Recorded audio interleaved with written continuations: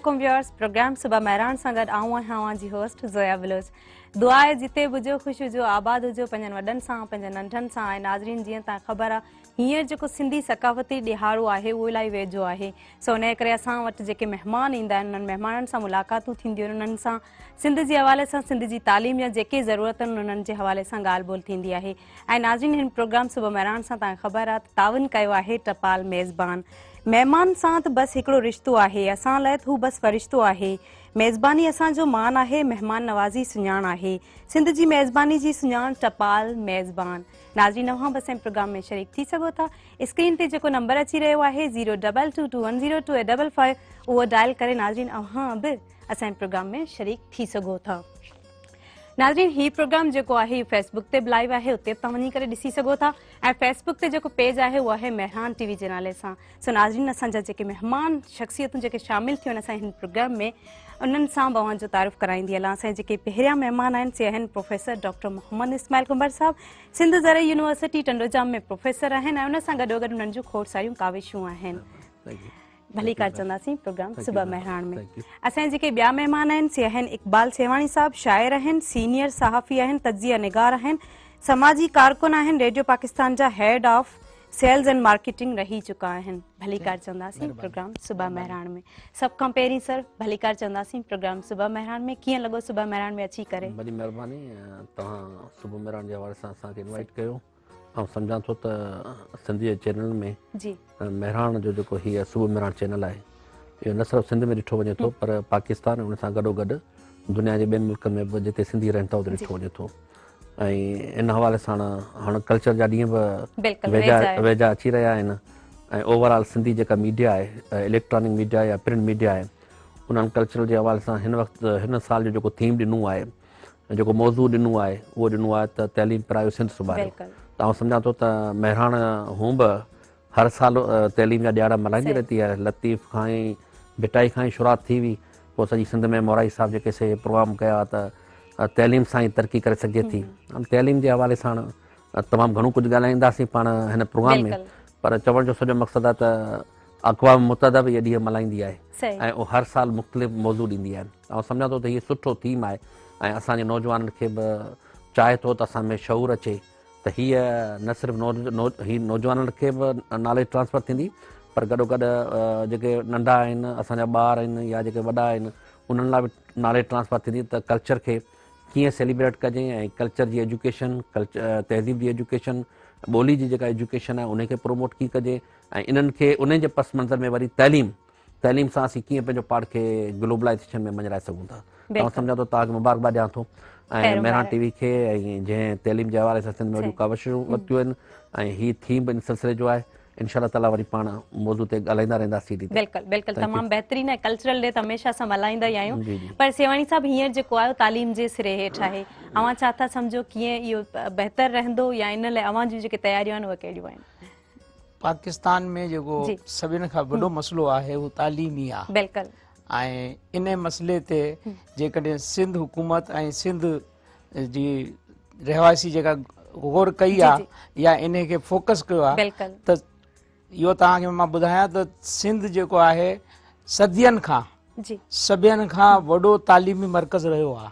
मंसूरा जी सकाफ़त तव्हां ॾिसो या इन जे मुंहिंजे दाड़े जे हवाले सां ॻाल्हायो या पोइ असां इहे रिसेंट पास्ट में वञूं त अलामा आया काज़ी ऐं एॾा वॾा नाला जेके आहिनि, मतिलबु ही मेंटोर आहे एजुकेशन जा। त हाणे जेका थोरी पस्ती आई आहे उन जे करे उन जा सबब माशी हूंदा आहिनि। कंहिं बि पस्ती जा सबब जेका आहिनि माशी सबब वधीक सुठो इहो थो लॻे तव्हां हिते रहिया आहियो, सिंधी बि ॻाल्हायो था ऐं सिंधी ॻाल्हाए सघो था माशाअल्लाह। मतिलबु असांजी सिंधी ॿोली एॾी मिठी ॿोली आहे ऐं सिंध धरती जी ॿोली आहे। रस्मूं रिवायतूं ऐं जॾहिं बैत शाइर शाइरियूं हर शइ सुठी लॻंदी आहे। सो अव्हां जी ज़बान ते जे ॿोली आहे तमामु बहितरीन पई लॻे, पर अव्हां ईज़ी फील कयो पिया ॻाल्हाईंदे? न, मां ईज़ी ॻाल्हायां थो। जेकॾहिं मूंखे का प्रॉब्लम थींदी त असांजी क़ौमी ॿोली आहे उन ते बि ॻाल्हाईंदासीं।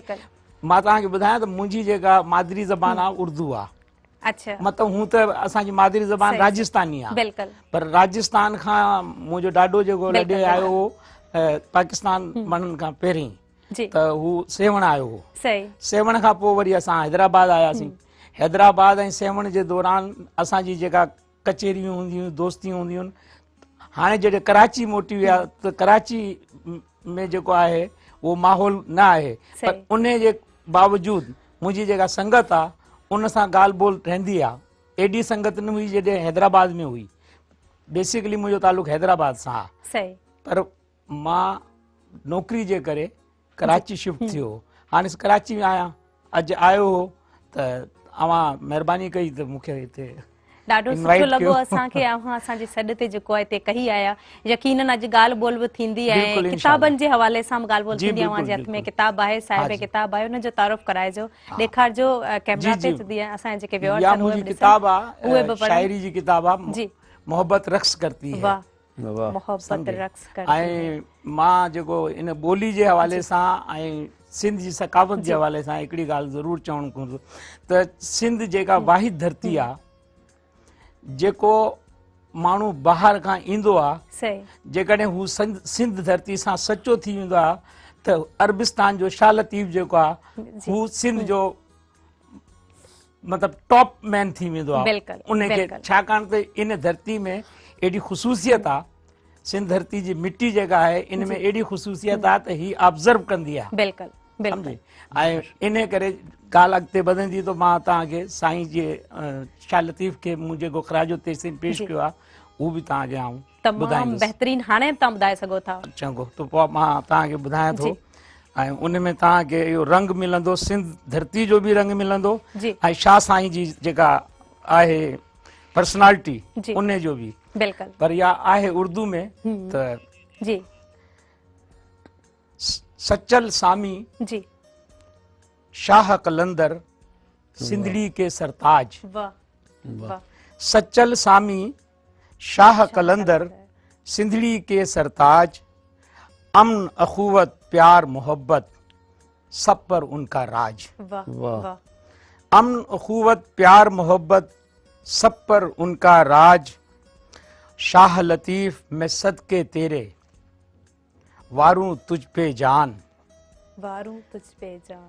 शाह लतीफ मैं सदके तेरे वारूं तुझ पे जान, वाह वहदत का मैखाना तेरा रिंदों के महाराज। वाह वाह वहदत का मैखाना तेरा रिंदों के महाराज। और एक और इसी हवाले से बात जी जी आगे बढ़ाता हूँ कि मेले मन को उजला कर दें शाह तेरी अबियात। वाह ये बैत के मेले जेका मन को बैत जी उजला जेका कर दे। प्लूरल फॉर्म जी। आहे जमा जेको आहे वो अबियात आहे। जी त मेले मन को उजला कर दें शाह तेरी अबियात, भिक्षा के फुकरा ने बख्शी मुझको ये सौगात। वाह वाह भिक्षा के फुकरा ने बख्शी मुझको ये सौगात, और बुलड़ी शाह की सूंधी खुशबू, बुलड़ी शाह की सूंधी खुशबू भिक्षा के और भिक्षा के राग। वाह बुलड़ी शाह की सूंधी खुशबू और भिक्षा के राग, मुझ पर प्रीत की जोत जगाएं धन धन मेरे भाग। वाह वाह वाह तो यो असां ॿोली जो आहे सिंधी ॿोली में जेका चाशनी आहे, जी पर जेका सिंध जे माण्हुनि में चाशनी आहे ॿोली खां सवाइ जेका फितरत सिंधी माण्हू जी जेका फितरत आहे उन में मोहबत आहे। तमामु हुन बहितरीन, में इलाही एॾो ये तव्हां ॾिसो त ॻाल्हि थोरी वधी वेंदी, जी जी बिल्कुलु पर जेको हिंदुस्तान खां पाकिस्तान जॾहिं ठहियो त हिंदुस्तान खां सभिनि खां वॾी माइग्रेट जेका थी आहे उहा सिंध में थी आहे। जी ॿियनि सूबनि में एतिरी माइग्रेशन कोन्हे थी आहे। सही त हुनजो सबबु सिर्फ़ु इहो हो त हिते जा जेका माण्हू आहिनि उन्हनि वेलकम कयो, वार्म वेलकम कयो। बिल्कुलु उन्हनि पंहिंजे स्टेशननि ते रोकियो न, मतिलबु त अॻिते वञो, बिल्कुलु उते उन्हनि स्टॉप कयो त भई आगे जाओ, आगे की तरफ़ निकिलो। जी त ही जेका आहे सिंध जी खुशबू ऐं हिते तव्हां वरी मथे ॾिसो त सिंध जो सभिनि खां वॾो जेको अदीब आहे जी हू केरु आहे? मिर्ज़ा कलीच बेग। जी त हू भी सन ऑफ साहिल तो ना हो, बिल्कुल, पर सिंध जी इहा ख़ुसूसियत आहे, सिंध जो जेको सभ खां वॾो रागी आहे मंज़ूर अली ख़ान, जी हू सन ऑफ साहिल तो न हो। जी ही सिंध जी ख़ुसूसियत आहे, हिन धरती जी ख़ुसूसियत आहे। मां जेको पाण खे प्राउड फील थो कयां त मां हिते पैदा जायो हो, मां हिते पैदा थियो ऐं मां पाण खे सन ऑफ साहिल ई सम्झां थो। बिल्कुल बिल्कुल, सम्झे? जेके बि सिंध धरती रहनि था उहे न असां सिंध हिते जा जायल भेनरूं आहियूं, पुट आहिनि, बिल्कुल असांजे मरण परण हिते आहे। बिल्कुल, त तमामु त ही बहितरीन, तमामु जेका आहे ऐं कल्चर जेको असांजो आहे उहो रिच आहे। बिल्कुल, असां वटि सदियुनि म्यूज़िक, साल पुराणो आहे। असांजो म्यूज़िक, सही। असांजी ॿोली, असांजा जेका इहे आसार क़दीमा जेका आहिनि, ही सभु जेका आहिनि तमामु ख़ूबसूरत ॻाल्हि ऐं जेके सिंध जा richest heritage of the world सही सिविलाइजेशन, बिल्कुल ही जेका सिंध जी सिविलाइजेशन आहे ही रिचेस्ट आहे वर्ल्ड में। बिल्कुल, ऐं अञा निकिरनि पिया, डिग आउट थियनि सही पिया। सही सही, तमामु बहितरीन, ॾाढी सुठी ॻाल्हि कयो त पर अञा बि जेको असांजो जेको टैलेंट आहे ख़ासि तौर ते न्यू टई आहे, उनजो टैलेंट ॿाहिरि निकिरे पियो, हुन मां ज़ाहिर थिए पियो त असांजी जेका सिंध धरती आहे उहा सिंध सॼी सूंहं आहे, सिंध सॼी सुहारी आहे ऐं इन धरती जी जेकॾहिं ॻाल्हि कजे हिकिड़ी हिकिड़ी शइ जेका आहे उन में एतिरी सूंहं अलाह साईं बख़्शी आहे त जेकॾहिं उनजी तारीफ़ असां कंदा रहूं, ही प्रोग्राम त मुंहिंजे ख़्याल में सफ़ा नंढड़ो थी पवंदो। सर, अव्हां छा चवणु चाहींदा जेको सिंध जो जेको आसार क़दीमा जी जीअं सवाणी साहिबु ॻाल्हि पई कई त असांजी जेका सिंध आहे ज़ाहिर सदियुनि साल जेको आहे पुराणी आहे ऐं इन जी जेकॾहिं हिकिड़ी हिकिड़ी शइ जी तारीफ़ असां करणु लॻूं त सदियूं लॻी वेंदियूं। ऐं सम्झा थो त इन ते मौज़ू ते तव्हांजे सुवाल जो जवाबु ॾियां थो। साईं जेका ॻाल्हि कई आहे त पंहिंजो जेको दुनिया जा जेको क़ौमूं आहिनि उन्हनि जा पंहिंजा कल्चर आहिनि, पंहिंजी ॿोली आहे ऐं उहे पंहिंजे, तव्हां बि चाइना विज़िट करे आया आहियो, तव्हां ॾिठो त चाइना पंहिंजे जेको चाइना पंहिंजे कल्चर खे केतिरो प्रोमोट करे थी, ऐं न सिर्फ़ु कल्चर खे पर हू पंहिंजी ट्रेडिशन ऐं पंहिंजो जेको सो आसार क़दीमा जी जेका तव्हां ॻाल्हि कई, जेके हुननि जूं तमामु घणियूं जेके त क़दीम जॻहियूं आहिनि उन्हनि खे कीअं उनखे प्रिज़र्व कयो आहे। त साईं जेका ॻाल्हि कई आहे, आउं चवंदुसि त साईं राजस्थान जी ॻाल्हि कई त एशिया में राजस्थान जो कल्चर या पंहिंजे थर जो कल्चर या सिंध जे कल्चर सां वॾी हमायंगी आहे, बिल्कुलु, ऐं रिच कल्चर आहे ऐं राजस्थान जे कल्चर खे हुननि वॾो प्रोमोट कयो आहे इंडिया में। ऐं सम्झां थो त कल्चर जे हवाले सां कल्चर एजुकेशन जी बि ज़रूरत आहे, पर हाणे उहो मौज़ू ते पाण अचूं था। पहिरीं ईंदासीं आसार क़दीमा जे हवाले सां। तव्हां ॻाल्हि कई त सिंध जी जेका ज़मीन जी पंहिंजी सूंहं आहे, पर सिंध जी जेका ज़हन ऐं ज़मीन ॿई ज़रख़ेज़ आहिनि ऐं उन्हनि ज़हन ऐं ज़मीन खे ज़रख़ेज़ एतिरो आहिनि जो तव्हां ॾिसो त अलाह ताला हिन धरती खे एतिरो जेको सो माना सुठो नवाज़ियो आहे जो इहा धरती तव्हांखे अहिड़ी पंजाब में न मिलंदी। पंजाब में तव्हांखे समुंड न मिलंदो, पंजाब में तव्हांखे कोस्टल न मिलंदो, बलूचिस्तान में तव्हांखे कोस्टल मिलंदो त घणी प्लेनलैंड न मिलंदी, पर उहा सिंध में तव्हांखे मिलंदी। ऐं अहिड़े नमूने तव्हां वञो केपीके में में तव्हांखे साहिल न मिलंदो, प्लेनलैंड घणी न मिलंदी। त सिंध जी ज़मीन ॾिसो हिकिड़ी डाइवर्सिफाइड ज़मीन आहे। हिते सहरा बि आहे ऐं उहो थर बि आहे, अछड़ो थर बि आहे, नारा बि आहे, वरी खीर थर जी रेंजिस में कोस्तान बि आहे, वरी हिन साहिल समुंदर बि आहे ऐं हिकिड़ी समुंड मां हिकिड़ी सिधी जेका सिंध जी जेका सींद आहे उहा वरी दरिया आहे। दरिया सॼी सिंध खे माना जेका प्लेनलैंड आहे उनखे सैराब करे थो। त उहा एतिरो ज़मीन जेका ज़रख़ेज़ आहे, सिंध जा पुराणा वेकिरा बि आहे, हाणे सिंधू दरिया जो वेकिरो आहे ऐं अहिड़े नमूने सिंध जी जेका तहज़ीब जी तव्हां ॻाल्हि कई आहे, जेका आसार क़दीमा जी, त मोहन जो दड़ो जेको सो माना सिंध जी 5000 साल खां पुराणी जेका माना असांजी वरसो ऐं सकाफ़त आहे। अच्छा सर, मोहन जे दड़े जे हवाले सां ॻाल्हि ॿोल कंदासीं, न वधीक इलाही असांजो जेको प्रोग्राम बि आहे सिंध जे हवाले सां, सिंध जी सूंह जे हवाले सां, सिंध जी एजुकेशन जे हवाले सां असां ॻाल्हि ॿोल वधीक कंदासीं। पर नाज़रीन, टाइम थियो आहे ब्रेक जो ऐं हिन प्रोग्राम सां स्पॉन्सर कयो आहे टपाल मेज़बान। महिमान सां त बसि हिकिड़ो रिश्तो आहे, असां लाइ त हू बसि फ़रिश्तो आहे। मेज़बानी असांजो मान आहे, महिमान नवाज़ी सुञाण आहे। सिंध जी मेज़बानी जी सुञाण टपाल मेज़बान। वठंदासीं साईअ खां पोइ असां मोटंदासीं। केॾांहुं न वञो, असां सां गॾु रहिजो।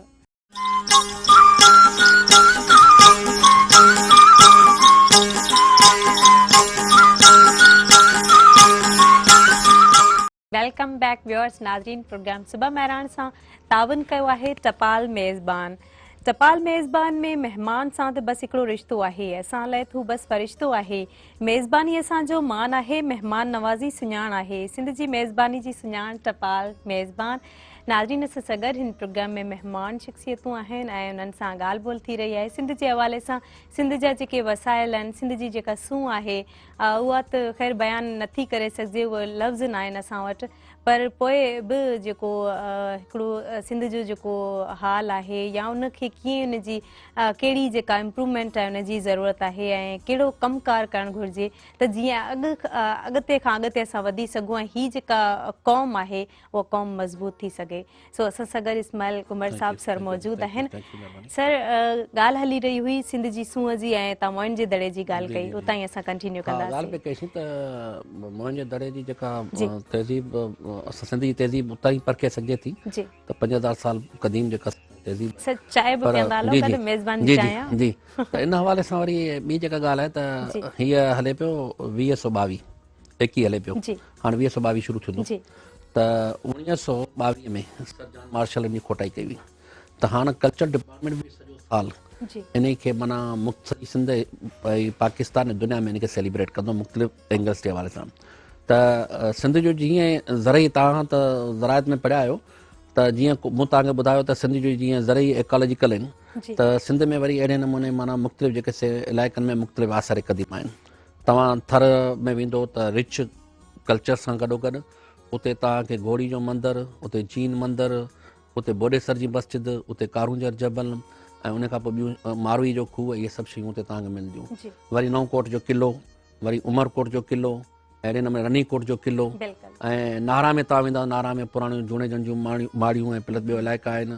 ऐं अहिड़े नमूने ख़ैरपुर में ईंदो त ख़ैरपुर हिकिड़ी कंहिं वक़्त में रियासत रही आहे ऐं उन जा पंहिंजा जेके से माना तव्हां रंग आहिनि। वरी तव्हां हिन पासे ईंदो पाणीदासी, हिन पासे रनीकोट वारी साइड ते दादू वारी साइड ते रनीकोट आहे ऐं मंछर लेक आहे, होॾां हमल लेक आहे। ऐं अहिड़े नमूने तव्हां कोस्तान में ईंदो, कोस्तान में मोखी मतार आहे प्लस ॿियो जेके से माना कणियूं लतीफ़ जा भेरा जेका सॼी सिंध तां रहिया आहिनि त उन्हनि इलाही कंदा रहिया आहिनि जिन खे लतीफ़ पंहिंजे शाइरी में जेका साईं ॿुधाई त उनखे ॻायो आहे। त चवण जो सॼो मक़सदु आहे सिंध जी जेका असां माना हेॾां पाण हलंदासीं लार में हिन पासे त तव्हांखे ॾिसंदो त शेखाणी गाड़ी आहे या प्लस करियो भांडारी आहे, हेॾां हिते अघामाणी जो क़िलो आहे, काऊ जो दड़ो आहे तव्हांजे मीरपुर ख़ासि में।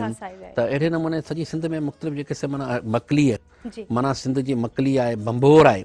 त आउं सम्झां थो त एतिरो जेको सो डाइवर्सिफाइड जेके से माना हुनजा कल्चर आहे सिंध जो तव्हां ॾिसंदो त हुनजा पंहिंजा रंग आहिनि। ऐं जीअं एग्रो इकोलॉजिकल ज़ोन्स आहिनि त अहिड़े नमूने वरी सिंध जा इहे मुख़्तलिफ़ माना जेके से कल्चर हिकिड़ो ई कल्चर खे प्रोमोट कनि था। थर में तव्हां वेंदो थर जूं वरी मुख़्तलिफ़ जेके से माना इलाइक़े जा माना मिसाल जेको कच्छ में मिले थो त उनखे मोरहाणो चयो वेंदो आहे, त डट आहे, वरी जेको सो तव्हांखे खावड़ आहे, पार्कर आहे, उन जा पंहिंजा पंहिंजा कल्चर आहिनि, पंहिंजी पंहिंजी लैंग्वेज आहे। पर हिकिड़ी गॾियल थी करे सिंध में जेके रहूं था त पोइ असांजी हिकिड़ी सिंधी ॿोली आहे ऐं हिकिड़ो सिंधी कल्चर आहे जंहिंजी असीं ॻाल्हि करियूं था। ऐं उनखां पोइ वरी सिंध जा जेके से वसीला तव्हां ॾिसोजो त सिंध जो जेके लगून्स केतिरियूं आहिनि, सिंध जो हाले जी खां वठी कींझर ऐं प्लस ॿियूं ढंढूं केतिरियूं आहिनि त उहो बि सिंध जे कल्चर खे प्रोमोट कनि थियूं, सिंध जे जेका सा माना माहौल खे प्रोमोट कनि थियूं। त सिंध सॼी जेका सा माना मालामाल आहे, हिकिड़ो त नेचुरल रिसोर्सिस सां ऐं ॿियो सुठे हिकिड़े कल्चर सां ऐं हिकिड़ी सुठी ॿोली सां ऐं हिकिड़ो सुठो जेको सो माना तहज़ीब सिंध जी आहे जेका असांखे यादि ॾियारे थी। ऐं हिन कल्चर जे ॾींहुं हवाले सां त असां पंहिंजे यूथ खे, असां पंहिंजे ॿारनि खे एजुकेशन ॾियूं। मिसाल हीअ जेके ॾींहं 5 डिसंबर जेको मल्हाए पियो वञे ऐं सॼे महीने जूं जेके एक्टिविटीज़ आहिनि इहे यादि ॾियारनि थियूं, असांजे प्रोमोट कनि थियूं, रिकग्निशन माना अहमियत ॾियनि थियूं, अहमियत खे प्रोमोट कनि थियूं त असीं हिन खे अहमियत ॾियूं त कल्चर असांजो छा आहे, इन कल्चर जी कीअं जेको असां हिनखे अञा प्रोमोट करियूं त जीअं रोज़गार जा ज़रिया मिलनि ऐं कल्चर जी तरक़ी थिए। तव्हां ॾिसो दुनिया जा जेके मुल्क आहिनि पंहिंजे कल्चर खे माना सॼो साल प्रोमोट कंदा रहंदा आहिनि, हिकिड़ो साल हुनजो 100 सालनि में हूंदो आहे जेको हुनखे प्रोमोट कंदा रहंदा आहिनि। असां वटि हीअ सिर्फ़ु महनू आहे, हिकिड़ा माण्हू चवनि था त बाबा हीअ कल्चर छो असां जेके आउं सम्झां थो त डिजिटलाइज़ेशन जो दौरु आहे, ग्लोबलाइज़ेशन थी सघी आहे, दुनिया हिकिड़े विलेज में आहे ऐं उनजा हिकिड़ा फ़ाइदा बि आहिनि, हिकिड़ा नुक़सान आहिनि। फ़ाइदा आहिनि उनजो हिकिड़ो फ़ाइदो वठी असां पंहिंजे कल्चर खे दुनिया में प्रोमोट करियूं। ऐं जेकॾहिं असां प्रोमोट न कयोसीं एजुकेशन खे, कल्चर खे, ॿियनि शयुनि खे त नतीजो इहो थींदो त हिन ग्लोबलाइज़ेशन में असां वरी पोइ हिते धिकजी वेंदासीं ऐं उहे क़ौमूं ख़तमु थी वियूं आहिनि जिन पंहिंजी ॿोली खे न बचायो, जिन पंहिंजी सकाफ़त खे न बचायो ऐं जिन पंहिंजे जेको सो माना तहज़ीब वरसे खे न संभालियो। असां जेका तइलीम जे हवाले सां पाण फोकस कंदासीं त तइलीम जो कॉन्सेप्ट इहो आहे त तइलीम छाजे लाइ बाबा, तइलीम तरक़ी जे लाइ। तरक़ी कहिड़ी? उन तरक़ी में हिकिड़ी इंसानी वसीलनि जी तरक़ी अचे थी। इंसानी वसीलनि जेको ह्यूमन रिसोर्सिस जेको आहे, जेको धरती ते रहे थो। ॿी जेका असां माना तरक़ी आहे जेके नेचुरल रिसोर्सिस जी, जेके कुदरती वसीला आहिनि, उन्हनि जी बि एजुकेशन जो कॉन्सेप्ट इहो आहे त उन्हनि जी बि तरक़ी थिए। ऐं उन खां पोइ वरी टी तरक़ी आहे त माना असां जेका असां समाजी तरक़ी, त समाज जे हवाले सां असां पंहिंजो पाण खे रवैयनि खे, पंहिंजे बिहेवियर्स खे, पंहिंजे पीस खे कीअं प्रोमोट करियूं। ऐं ॿी जेका तरक़ी आहे इक़्तिसादी तरक़ी। ऐं जॾहिं इक़्तिसादी तरक़ी थींदी त असां दुनिया में कुलो कुलो में मिलाईंदासीं। ऐं सम्झा थो त एजुकेशन जो सॼो कॉन्सेप्ट तइलीम जो इहो न आहे त माना जेको माना तव्हां नॉलेज हासिल करे तव्हांखे कुझु न अचे। हाणे असांखे पंहिंजा स्किल डेवलप करणा पवंदा। ग्लोबलाइज़ेशन में असांखे नॉलेज इकानमी लाइ पंहिंजो डेवलप नॉलेज इकानमी लाइ वधणो पवंदो त दुनिया किथे बि तरक़ी करे असांखे किथे पहुचणो आहे। ऐं उन खां पोइ एजुकेशन जो सॼो कॉन्सेप्ट इहो आहे त तव्हां पंहिंजो पाण खे मज़बूत रखो इक़्तिसादी तौरु। त कल्चरल जी जेका एजुकेशन आहे, हीअ बि जेका कल्चरल जी एजुकेशन आहे, त कल्चर खे प्रोमोट करियूं, पंहिंजी सकाफ़त खे प्रोमोट करियूं, पंहिंजे तहज़ीब खे प्रोमोट करियूं, पंहिंजी ॿोली खे प्रोमोट करियूं।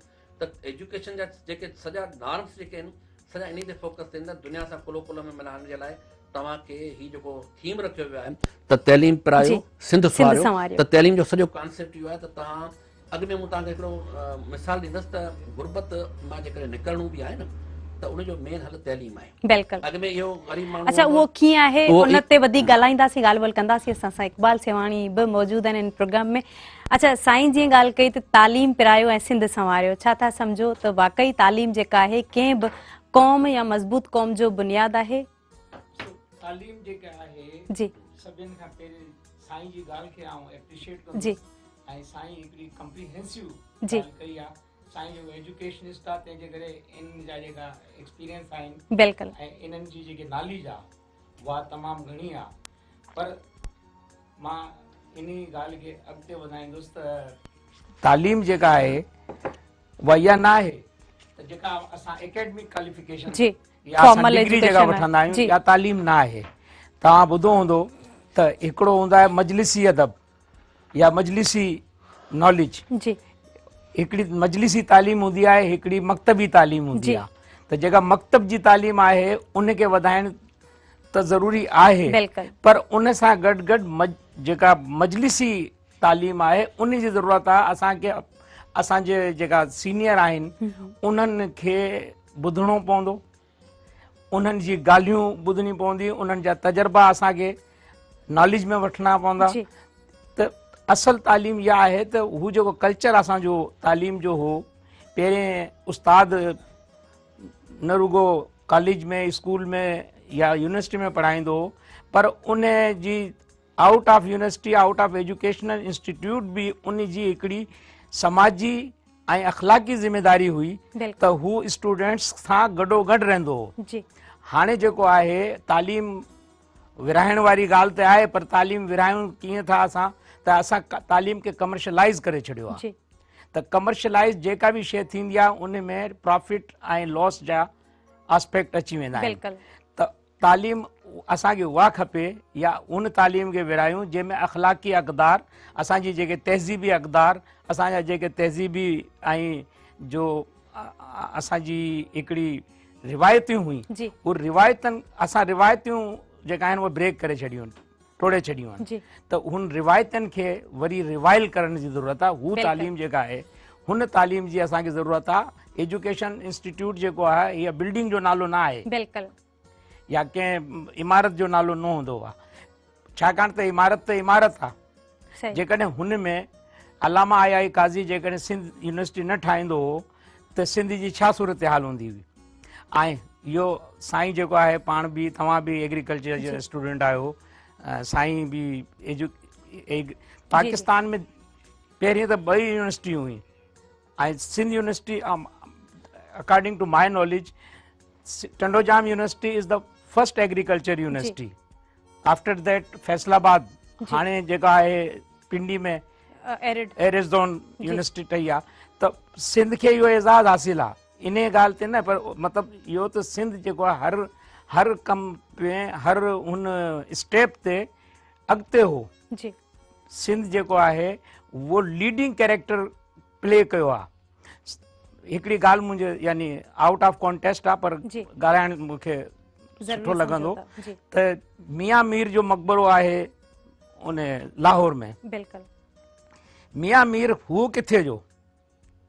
मियां मीर सिंध जो हो जी ऐं हुन जा जेका मुरीद हुआ उहा मुगल शाहजहां जा पुट जेका आहिनि हुन जा मुरीद हुआ। जी त मतिलबु इहो सिंध खे इहो एज़ाज़ आहे, सिंधी सकाफ़त एॾी रिच आहे त असांजा जेका आहिनि असरात आहिनि हू ॿियनि सूबनि में बि आहिनि बिल्कुल ऐं ॿियनि सूबनि खे बि असां हिकिड़ी लाइट ऐं हिकिड़ी रोशनी असां ॾिनी आहे। जी सिंध जी जेका सकाफ़त आहे हिन खे तव्हां ॾिसो त इहा मकली जी साईं ॻाल्हि कई, मकली हिकिड़ो मतिलबु इट्स अ सब्जेक्ट, जी इट्स अ प्रॉपर सब्जेक्ट। हिन खे जेकॾहिं असां रिसर्च करियूं ऐं हिन ते ॻाल्हायूं त हिन में PhD थी वेंदी। बिल्कुल बिल्कुल तमाम बेहतरीन वधीक हिन ते असां हिन में ॻाल्हि PhD कंदासीं थींदी। ऐं मकली जे हवाले सां छो जो इहो बि हिकिड़ी अहिड़ी जाइ आहे, अहिड़ी ख़ूबसूरत उन्हनि जा जेका हुक्मरान हुआ जी, जी। अरमुगान त वो ये जेका बि सही, सही। हुते हुआ सही इन्हनि ते बिल्कुलु ॻाल्हाईंदासीं। ब्रेक जो टाइम थियो आहे, वक़्तु असांखे इजाज़त कोन थो ॾे। नाज़रीन, हिन प्रोग्राम सुबह महरान सां टपाल मेज़बान तावन कयो आहे। महिमान सां त बसि हिकिड़ो रिश्तो आहे, असां लाइ त हू बसि फ़रिश्तो आहे। मेज़बानी असांजो मान आहे, महिमान नवाज़ी सुञाण आहे। सिंध जी मेज़बानी जी सुञाण टपाल मेज़बान वठंदासीं। कमर्शियल ब्रेक खां पोइ असां वापसि ईंदासीं। केॾांहुं न वञो, असां सां गॾु रहिजो।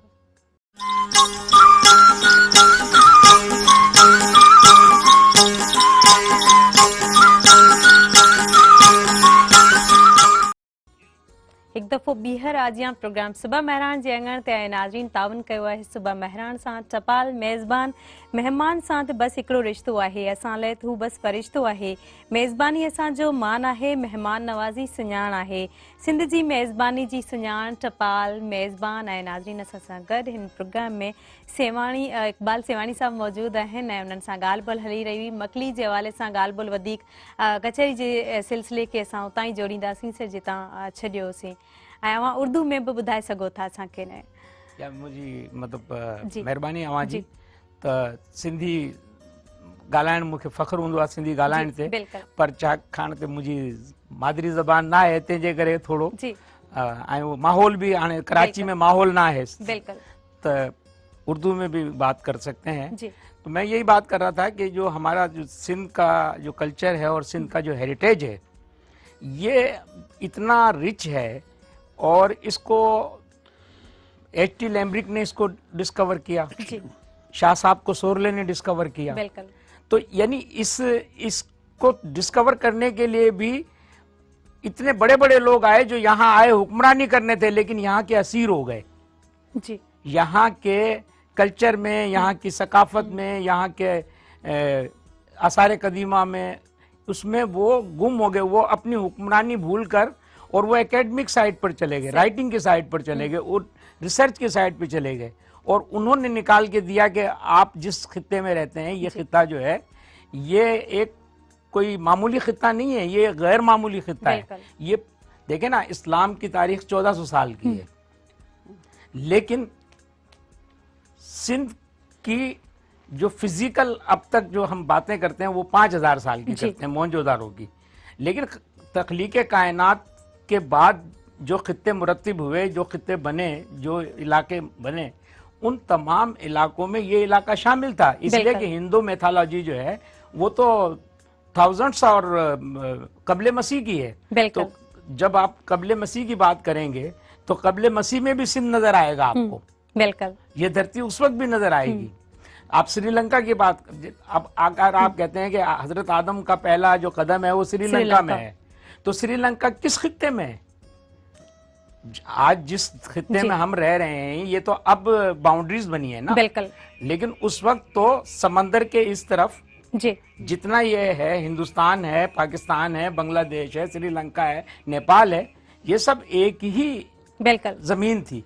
तो इसका मतलब ये है कि हजरत आदम के पहले कदम से अगर हम इसको रिलेट करने जाएं तो हमें पता चलेगा कि हम जिस खित्ते में रह रहे हैं वो तो उस वक्त से है जब इंसान तख्लीक हुआ। बिल्कुल, और इंसान तख्लीक होने के बाद जब हजरत आदम जमीन पर आए या भेजे गए या जो भी उसको आप कहें उतारे गए। तो इस खित्ते की तारीख इतनी कदीम और इतनी रिच है, तो इसको अगर हम यानी डिस्कवर करने पे जाएं, और जब आप बात अब हम कर रहे हैं तो थोड़ा सा मैं ये भी बताना चाहूँगा कि आज जिस कॉन्सेप्ट के साथ आपने अपना इंट्रो दिया था कि अजरक टोपी का दिन जो है कल्चरल डे या सकाफती दिहाड़ो, तो उसके हवाले से जब मैं अगर आपसे बात करूं तो मैं आपको बताना चाहूंगा कि this credit also goes to the Sindh.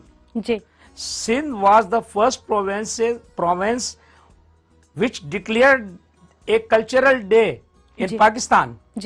After that the other communities, other जो provinces हैं उन्होंने इसको बाद में फॉलो किया है। पहले जो सबसे पहले कल्चर डे का कॉन्सेप्ट जो है वो सिंध से डेवलप हुआ है। बिल्कुल। उसके बाद लोगों ने कहा भाई बलोचों का कौमी दिन मनाया जाएगा और पंजाब का जो है बैसाखी का दिन मनाया जाएगा। लेकिन इसकी जो लीडिंग कॉन्सेप्ट है वो आल्सो अभी वो भी सिंध के पास। बिल्कुल। और सिंध का कल्चर जो मनाते हैं जाहिर है सब खुशी से एक मनाते हैं। और एक अच्छा फिर आप देखें कि this credit goes to this cap. जी,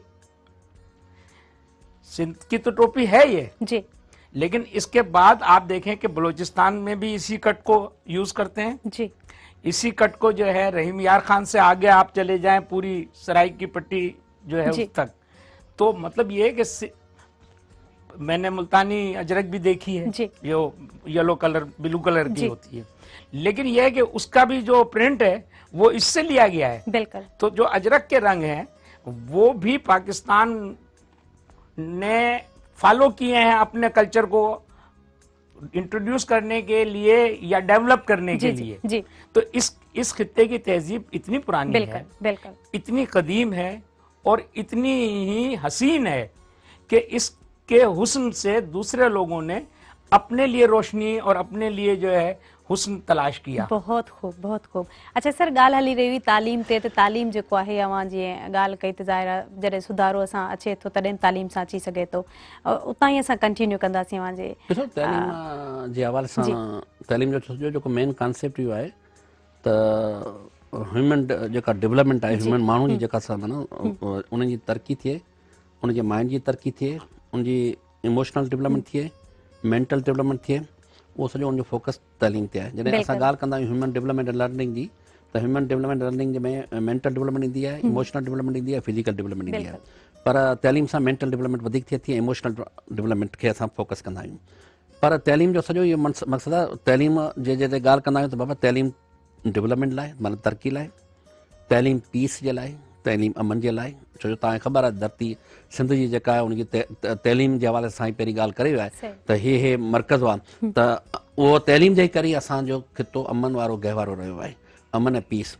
ऐं तालीम जेका सा रवादारी जे लाइ, तालीम सहप जे लाइ, तालीम सहप जे लाइ। अच्छा सर, इतां ही असां कंटिन्यू कंदासीं माज़रत सां, असां सां गॾु लाइव कॉलर मौजूदु आहिनि। हेलो, अस्सलाम वालेकुम। अल्हम्दुलिल्लाह, ठीक ठाक। केर कहिड़े शहर खां पंहिंजो तारुफ़ कराइजो।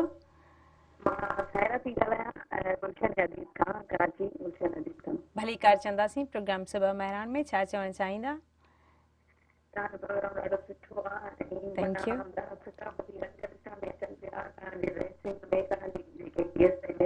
जी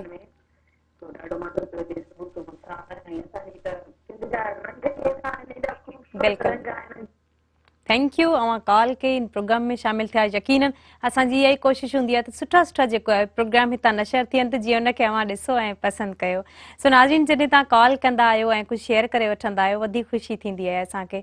जी सर, ॻाल्हि हली रही हुई तालीम ते। जेको main concept education is not merely academic education. जी, असां उनखे नथा चवंदा रुगो खाली निसाबी तालीम, फॉर्मल एजुकेशन जेका उहा एजुकेशन त माना it's to build the character of future generation. जी, असांजे मुस्तक़बिल जा जेके से माना कैरेक्टर बिल्ड करणा आहिनि। त हाणे हिकिड़ी तालीम आहे जेका प्राइमरी खां वठी यूनिवर्सिटी लेवल ताईं आहे, फॉर्मल जेका तव्हां पाण में इन ते डिस्कस कंदा रहंदा आहियूं। ॿी वरी जेका असां माना नॉन फॉर्मल एजुकेशन आहे, माण्हू वञी किथे कॉन्फ्रेंस में वञे थो ऐं ट्रेनिंगूं हासिल करे थो, पंहिंजो पाण खे डेवलप करे थो। टी जेका तालीम आहे एंसेस्टर नॉलेज, इनफॉर्मल एजुकेशन, त एंसेस्टर नॉलेज जेका ट्रांसफर थिए थी जनरेशन टू जनरेशन। मिसाल ही कल्चर आहे, मूंखे त ख़बर कोन हुई, उहो त मुंहिंजे अबा ॾाढा अबा अजदा खां ख़बर आहे त माना मूंखे मुंहिंजो ड्रेस कोड सलवार कमीस आहे। मुंहिंजे जेका सा माना कल्चर में अजरक, मुंहिंजे कल्चर में लैंग्वेज को मूं स्कूल मां त कोन सिखी। एंसेस्टर नॉलेज आहे मूंखे घर मां उहा ॿोली जेका घर मां मिली। त जेका एंसेस्टर नॉलेज आहे जंहिंमें कल्चर आहे, ॿोली आहे ऐं इहे सभु जेके शयूं आहिनि उहो उतां पंहिंजे उहो उन खे असीं इनफॉर्मल एजुकेशन चवंदा आहियूं।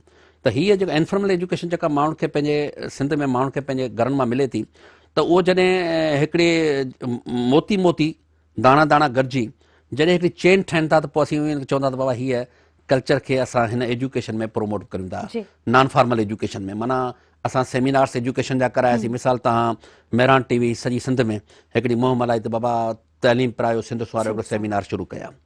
अहिड़े नमूने वरी स्कूल हिन वक़्तु बि जॾहिं हीउ सॼो महीनो मल्हायो पियो वञे त असांजा जेके से माना ॿार आहे स्कूलनि में प्राइमरी खां वठी ऐं तव्हांजो कॉलेज लेवल ताईं, वरी यूनिवर्सिटी में बि स्टूडेंट्स माना जंहिंजी लेवल ऑफ एजुकेशन जेतिरी आहे उन हवाले सां हू उन पंहिंजे कल्चर खे प्रोमोट कनि पिया। त तइलीम जो सॼो मक़सदु इहो आहे त अॻु में मूं तव्हांखे ॿुधायो त तइलीम जो इहो हूंदो त बाबा तइलीम सां माण्हू पंहिंजो ॼाण में इज़ाफ़ो करे, तइलीम मां माण्हू पंहिंजे जेको सो माना स्किल में डेवलप करे, तइलीम सां पंहिंजे रवैयनि में तब्दीली आणे, ह्यूमन जे जेके बिहेवियर जेके आहिनि, तइलीम सां पंहिंजी जेका चाल चलत जेका उन में तब्दीली आणे। त अॻु में गुरबत जी खे ईअं डिफाइन कयो वेंदो हो त ग़रीब उहो आहे जंहिं वटि $2 खां घटि कमाए थो, ग़रीब उहो आहे जंहिंखे 2 वेला मानी नथी मिले, ग़रीब उहो आहे जेको पंहिंजे ॿारनि खे स्कूल में नथो पढ़ाए सघे, ग़रीब उहो आहे जेको पंहिंजे ॿारनि जी सिहत जी एजुकेशन जे हवाले सां माना उनखे सिहत जे हवाले सां इलाजु नथो कराए सघे। त हाणे वरी पैराडाइम शिफ्ट थियो आहे त ग़रीब उहो आहे जंहिं वटि ॼाण न आहे, नॉलेज न आहे, नॉलेज माना एजुकेशन। ग़रीब उहो आहे जंहिं वटि स्किल न आहे। त हाणे गुरबत खे ख़तमु करिणो आहे जेकॾहिं चाहियूं था सिंध में जाम, त हीअ आउं सम्झां थो त जेको नारो तइलीम पिरायो सिंध सुवारियो, त हिन सां न सिर्फ़ु तइलीम सां जेके स्किल्स असांजा डेवलप थींदा, असांखे ॼाण मिलंदी, असां पंहिंजो पाण खे बहितर कंदासीं, असां पंहिंजे पाड़े खे बहितर कंदासीं, असां पंहिंजे हिकिड़ी सोसाइटी खे बहितर कंदासीं, पर उन सां गॾोगॾु नेशन खे बहितर कंदासीं ऐं नेशन जे सूबे में रहे थी त उन सूबे जी तरक़ी थींदी। तमामु बहितरीन, ॾाढी सुठी ॻाल्हि कयो त एजुकेशन ऐं स्किल्स आहिनि जेके असांखे वधि खां वधि अमीर ठाहे सघनि था, या ईअं खणी चऊं त असांजी जेका क़ौम आहे उनखे मज़बूत ठाहे सघनि था, सघारो बणाए सघनि था। नाज़रीन, ब्रेक जो टाइम थियो आहे, न्यूज़ ब्रेक आहे, मुल्क जी सूरतहाल बि ॾिसूं छा आहे, पर हिन प्रोग्राम सुबह महिराण सां तावन कयो आहे टपाल मेज़बान। महिमान सां त बसि हिकिड़ो रिश्तो आहे, असां लाइ हू हिकु बसि फ़रिश्तो आहे। मेज़बानी असांजो मान आहे, महिमान नवाज़ी सुञाण आहे। सिंध जी मेज़बानी जी सुञाण टपाल मेज़बान वठंदासीं। साईअ खां पोइ असां मोटंदासीं। केॾा न वञो, असां सां गॾु रहिजो।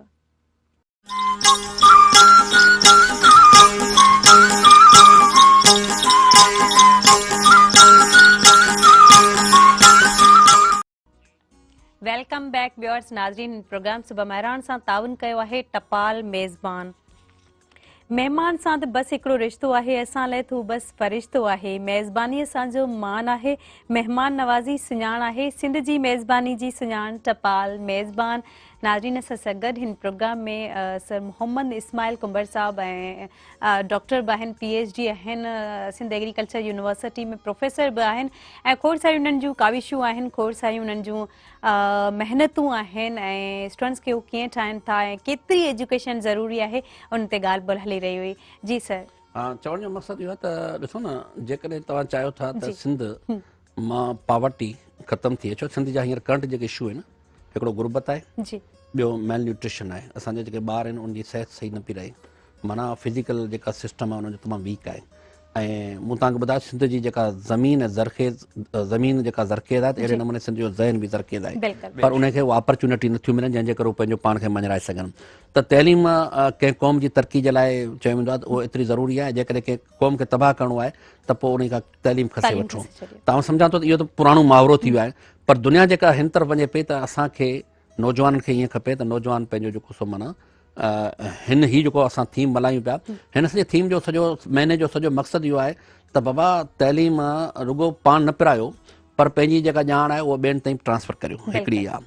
ऐं जेका कल्चरल एजुकेशन आहे उनखे बि तव्हां प्रोमोट करियो। कल्चरल एजुकेशन जो सॼो मक़सदु इहो आहे, जेकॾहिं तव्हांखे चाहियो था त हिन ग्लोबलाइज़ेशन में तव्हांजो कल्चर बचे त इन जी प्रोमोशन करणी आहे। इन जी प्रोमोशन सां वरी इन सां लिंक में तव्हां ॾिसंदव त हज़ारे लखे ख़ानदान आहिनि जेके इहे शयूं ठाहिनि था। मिसाल टोपियूं ठाहिनि था, टोपियुनि जो विकिरो थिए थो, लुंगियूं ठाहिनि था, खेस ठाहिनि था, अजरक ठाहिनि था, त आउं सम्झां थो इन जे गज ठाहिनि था, कपिड़ा ठाहिनि था, त आउं सम्झां थो इन सां असांजे कल्चर खे वधीक हिकिड़ो त प्रोमोशन मिले थी।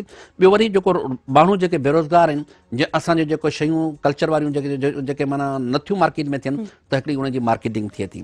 ऐं ॿियो असांखे वरी असांजे जेका असांजी सकाफ़त जी ॻाल्हि कई या जेका मुख़्तलिफ़ जेके धड़नि जी ॻाल्हि कई, त आउं सम्झां थो उन जी मालूमात, उन जी एजुकेशन बि ज़रूरी आहे त सिंध में कहिड़ा नेचुरल वसीला आहिनि, कुदरती वसीला कहिड़ा आहिनि सिंध में, ऐं उनजी असां कीअं मालिकी करियूं। मिसाल सिंध खां 1250 खां मथे डंडूं आहिनि ऐं डंडनि में पाणी न हुअण जे करे ऐं नतीजो आहे त उते जे माण्हुनि जी जेका असां मच्छी, माखी, पन ऐं टूरिज़म वारो सॼो कॉन्सेप्ट ख़तमु थी चुको आहे। त नतीजो उहे वीचारा माण्हू वरी बदहाल थींदा। त असां जेके पढ़ियल लिखियल माण्हू आहिनि उन्हनि खे खपे त उनखे मॉडर्नाइज़ करे एग्री टूरिज़म में प्रमोट करियूं।